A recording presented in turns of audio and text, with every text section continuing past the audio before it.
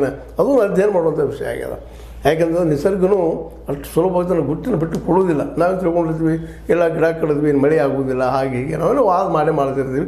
ಈ ಗಿಡಗಳನ್ನ ಕಡಿದ್ರು ಎಲ್ಲ ಮಾಡಿದ್ರು ಮತ್ತೆ ಮಳೆ ಬರಲಿಕ್ಕತ್ತದ. ಜೊತೆಗೆ ಗುಡ್ಡದ ಕುಸಿತಗಳಾಗ್ತಾ ಇದ್ದಾವೆ, ಮತ್ತೇನೋ ಆಗ್ತಾ ಇದ್ದಾವೆ, ಅದನ್ನು ನೋಡ್ತಾ ಇದ್ದೀವಿ.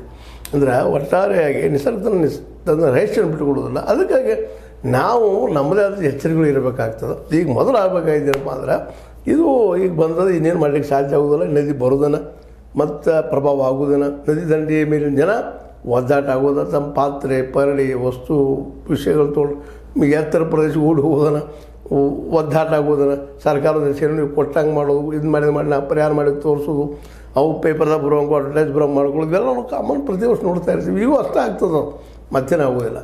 ಆದರೆ ಈ ಸಂದರ್ಭದಲ್ಲಿ ಮತ್ತು ಹೇಳುವಂಥದ್ದು ಇದು ಎಲ್ಲಿವರೆಗೆ ಅಂತ ವರ್ಷಗಳು ಬರೋದು, ಪರಿಹಾರ ಕೊಡೋದು ಅದು ಸರಿಯಾಗಿ ಮುಟ್ಟೋದು ಇಲ್ಲ. ಒಂದು ಹಂತಕ್ಕೆ ಬರ್ತಾ ಅದು ಮರೆತು ಬಿಡ್ತಾರೆ ಜನರಲ್ಲೂ ನಮ್ಮ ಜನರಲ್ಲೂ ಒಂದು ದೊಡ್ಡ ದೋಷ ಏನಪ್ಪ ಅಂದ್ರೆ ಆದಷ್ಟು ಅದು ಸಮಸ್ಯೆ ದಾರಿದಿಲ್ಲೋ ಬಗೆಹರಿದು ಹೋಗಿಬಿಟ್ಟು ಅದು ಮತ್ತೊಮ್ಮೆ ಚಿಂತನೆ ಮಾಡಿ ಇಲ್ಲಪ್ಪ ನಮಗೆ ಏನು ವ್ಯವಸ್ಥೆ ಮಾಡಲಿ ಅಂತೇಳಿ ಬೆನ್ನತ್ತಿ ಪ್ರತಿಭಟನೆ ಮಾಡಿ ಮೂಮೆಂಟ್ ಮಾಡಿ ನಮ್ಮ ಸರ್ಕಾರಿ ಅಧಿಕಾರಿಗಳ ಜೊತೆಗೆ ನಮ್ಮ ರಾಜಕಾರಣಿಗಳು ಸಹಿತ ತಲುಪಿಸ್ಬೇಕಾಗಿದೆ. ಇಲ್ಲ